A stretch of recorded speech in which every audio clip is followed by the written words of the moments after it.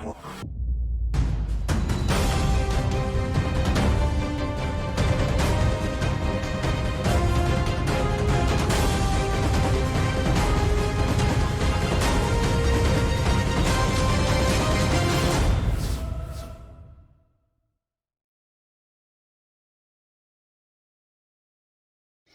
my Gemini friends, it's Guiding Halo. I hope you're all doing well.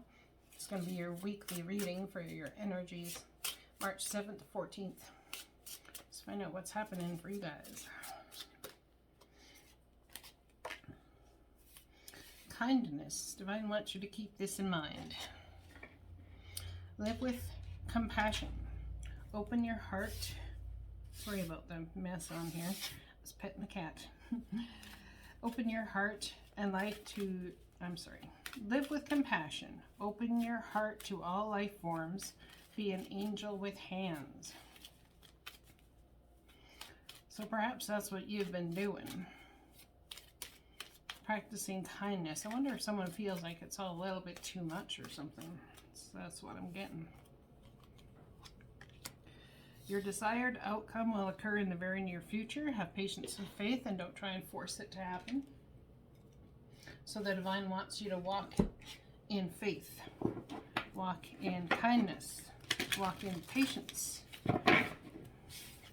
Have love and compassion for others. Don't try and force your desires to come about, and understand that negativity will block your progress. There's something you're trying to bring together that's causing a collision of a cascade of events. It's like a collision of ideas. Interesting. Tell me about this kindness, please.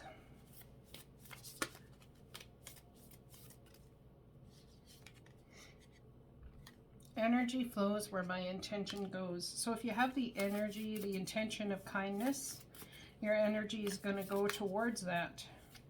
What is your intention? So if your intention is to be kind, compassionate, caring, and loving, your energy is going to flow to all things kind, caring, compassionate, and loving. Be careful what your intentions are. It's like check yourself on your integrity and your intentions. Why do you have the intentions you have? Live with compassion. Open your hands to all life forms. Be an angel with hands. Not surprised I had cat hair all over my desk here. Someone could be dealing with pets in some sort of way. Pets of any form. Somebody's aunt is coming through to say they called you my little pet or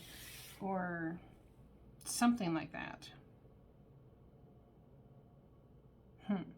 Interesting. I let go of the shadow of the past by seeing someone for the first time with the eyes of love. So seeing an animal, there's a different life form or a different energy coming to you. This could be psychically inclined. It could be here in the 3D. Be unapologetic about what it is you desire and about what it is you want for your future.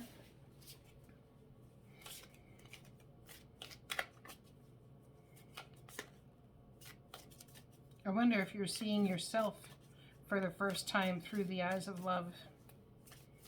Becoming a a much more loving version, loving yourself a whole lot more, letting the past go, seeing someone, this could be someone from the past for the first time with the eyes of love, could be your parents, could be family, friends, person, place, or thing even. I just heard that someone might be letting a car they've had since they were a child go and seeing it as a loving act of compassion as opposed to trying to force things. I don't know why, but that's what I'm seeing. So you're at a crossroads trying to decide between two things you're passionate about. Red in tarot is about passion, and these things are passionate. It's about fire in your soul. These are things you're passionate about creating. Doesn't matter which one you pick. What matters is the one that makes you feel the best version of yourself, the one that makes you or gives you the energy of passion. What am I most passionate about? I don't even know what I'm most passionate about. I know I'm passionate about making money.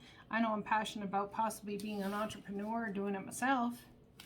I know I'm passionate that way, but what are my skills? There's some sort of element of doubt here. Maybe you're living with compassion for yourself about that as well.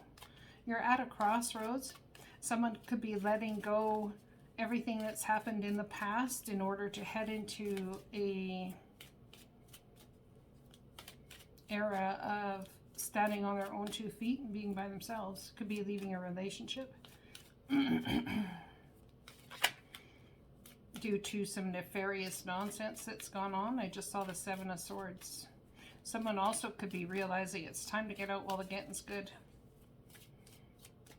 You're just not perhaps seeing where you need to put the energy forward. Making a decision between two. I'm going to say this is a decision between yourself and another. At this reading, that's what I feel. Someone also could have 2 people on the page, but that's not what I'm getting. I feel as though it could be a contract you've been in for quite some time and you're making a decision as what's most important to you. It's going to take an inordinate amount of strength to deal with this, to make this decision, and I think you're trying to have compassion. Maybe when you're talking to other people, explain to them what your intentions are by doing what you're doing. But in order to do that, you need to get clear on your intentions first. Explain to them how you see that your decision is the best for everyone involved. Dearest you have a unique purpose and destiny that only you can fulfill. But first you need to know that destiny isn't a destination. You don't arrive at some special place where, poof, you're perfect and happy all the time. It's about establishing and firming up a commitment to a certain experience, whatever form that takes. Your soul knows what you need to experience. Your destiny is to be present to all of life's adventures, to discover your talents and full potential through allowing inspiration to lead you, and to risk standing apart from the crowd, to listen to your soul. You are special, and as much as you are also paradoxically one with the world, individual yet part of a great whole. Both truths have led you to this moment where we are saying you are on the right track, even if your ego self doesn't see that. Listen to your soul, check in with spirit, and keep going. Spirit loves you, life loves you, and we love you. So there's questions if you should be doing what you're doing at all. Trying to force movement, perhaps. Trying to this, trying to that. My question is, are you in touch with what your soul wants and needs? If you're in touch with what your soul wants and needs, you already know the answer to any questions you have. The divine is saying you're on the right track and that you have a very unique purpose and destiny here on this planet.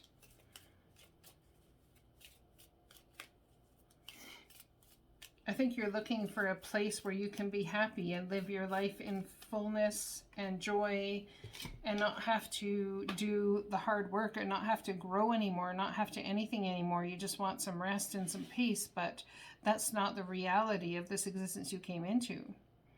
I mean, the reality is that you're here for a divine purpose, but you don't end up in some place where all of a sudden it's all magical and you don't have to worry about anything.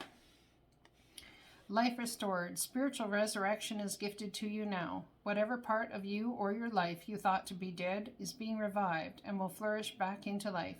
Just as the phoenix rises from the fire, transitioning from death into life, so too will you rise again, healed and renewed. There is hope. There's always hope. Hope is like this.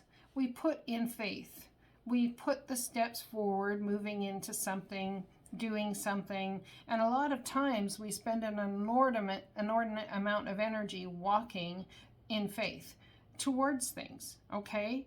All of a sudden, something happens in the 3D world, okay?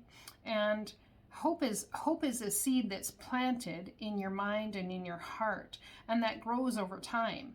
But it really starts to show itself when these little things happen in our world around us that open our heart and we get excited, and that light shines out from our heart, and it may go back in, or little creaks of joy coming out of you into life.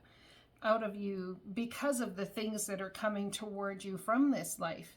And as that happens, you start to see that this is the reward of the hope you have had all along, the faith you have had all along, the seed of hope that has been planted. It is a conduit for miracles, my friends.